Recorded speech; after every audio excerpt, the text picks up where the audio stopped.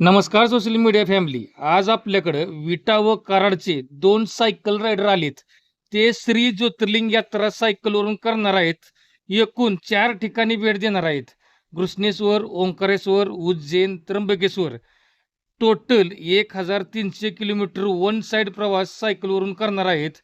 Social media मित्रांनो, जर हे तुम्हाला कुठे दिसले प्रवासाच्या दरम्यान तर नक्की त्यांची विचारपूस करा. त्यांना मदत जर काही पाहिजे असेल तर तुमच्या जने जशा प्रकारे होईल तशा प्रकारे तुम्ही सहकार्य करू शकता. त्यांनाही फार भारी वाटेल.